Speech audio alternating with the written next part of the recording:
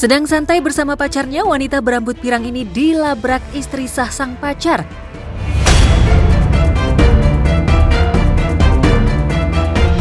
Meski wanita berambut pirang itu sudah berdalih kalau dirinya bukanlah pelakor, namun istri sah tak mau peduli.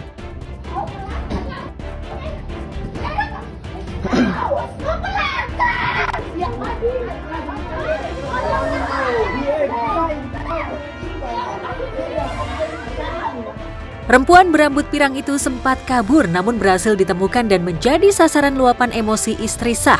Saat istrinya sedang murka, si suami pilih cari aman, masuk kamar dan mengunci pintu.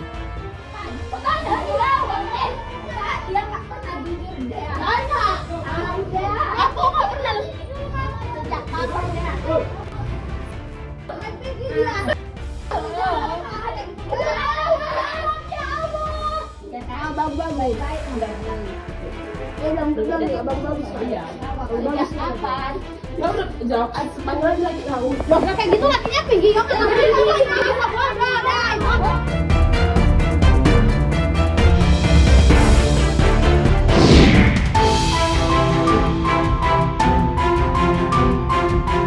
Sambil menggendong anaknya yang masih kecil, ibu ini memergoki suaminya yang sudah parubaya selingkuh di pasar tradisional.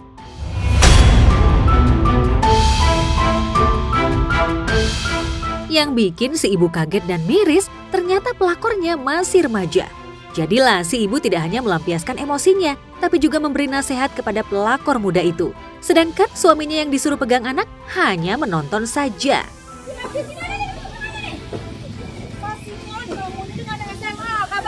Dek, dia ni lah berbini, Dek, lah berbini.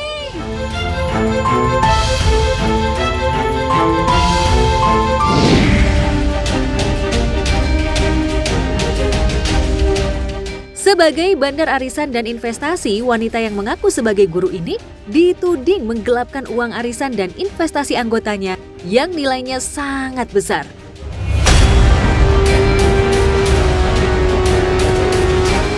Digeruduk member yang kadung emosi karena merasa dirugikan, sang bandar tak gentar dan malah melakukan perlawanan. Hingga akhirnya si bandar terdiam ketika terbongkar kebohongannya yang mengaku sebagai guru dengan gaji belasan juta rupiah. 15 juta.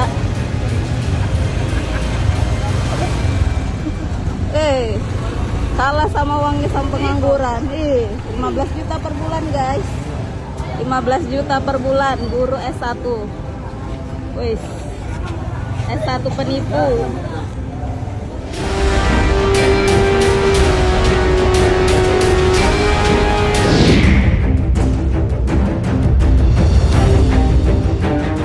Emak-emak ini ngamuk bukan karena pergoki suaminya selingkuh. Si emak yang mengaku istri orang kaya ngamuk dan merusak mobil dagangan di showroom karena minta mobil gratis.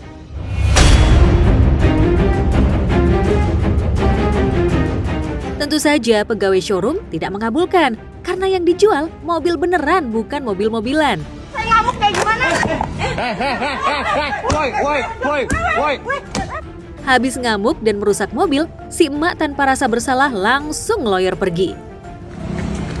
Orang-orang di sini, udah bu, panggil bos saya sekarang. Saya bilangin sama suami saya.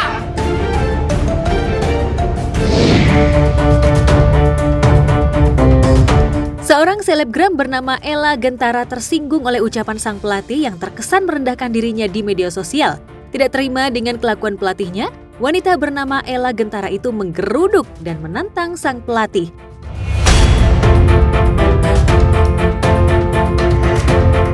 Adu mulut pun terjadi. Karena sudah terbawa emosi, sang pelatih lepas kontrol, menyundul wajah Ella Gentara hingga menyebabkan luka. Apa itu? Kau berani panggil orang? Ini orang ini kayak gini apa? Aku tak suka. Tahu? Aksinya apa? Tahu apa di video-video? Iya. Menurut kamu datang bercanda? Hah? Let's go. Udah tanya aku di sini kok. Cuma sekarang tahu apa? Let's go. Hah? Apa? Jangan kau pulang. Bacak yo. Nampak ya? Ya, tanda ngapain mas? Masih jalan.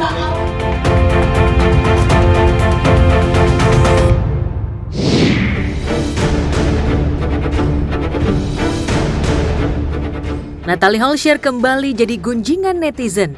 Kali ini karena kecerobohannya ketika sedang siaran live media sosialnya di sebuah kamar.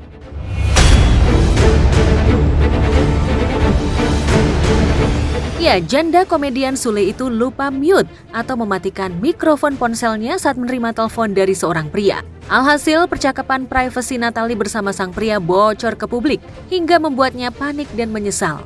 Mau pagi siap-siap beres dulu, nanti kalau udah dia mau kesini. Ya udah. Tapi tidur di kamar aku. Assalamualaikum. Suara laki-laki di seberang telepon membuat netizen penasaran siapa laki-laki yang menelpon Natalie. Apakah Richard Revanov pacar barunya atau ada pria lain?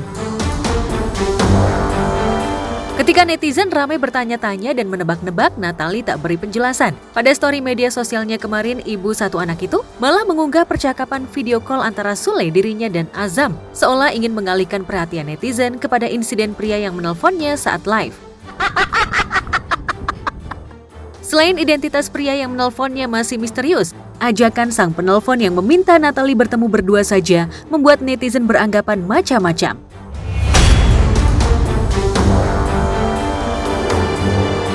Meski Natalie belum memberi penjelasan, namun ada yang menyangkut pautkan ajakan kencan itu dengan penampilan Natalie yang vulgar pasca bercerai dari Sule. Ya, selain lepas hijab, DJ berusia 33 tahun itu kerap berpenampilan seksi.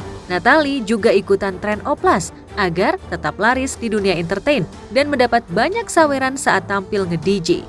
Balik lagi karena itu sih penghasilan juga lah, sama pekerjaan yang sesuai dengan yang aku suka juga, musik gitu ya udahlah. Aku bekerja sendiri, cari uang sendiri, maju sendiri. Jadi itu emosional. Masing-masing orang punya cara mengekspresikan. Ditegaskan Natalie, nafkah yang diberikan Sule untuk anaknya tak mencukupi. Bahkan Natalie pernah menuding Sule melupakan anaknya lantaran tidak rutin memberi nafkah. Kan kalau netizen, Natalie kan udah dapat bulanan buat apa? Buat Azam. Tapi kan mereka kan nggak tahu yang sebenarnya. Kadang kan bapaknya juga lagi nggak ada. Kan saya sebagai ayah mempunyai kewajiban. Saya udah tidak mau ribut lagi lah.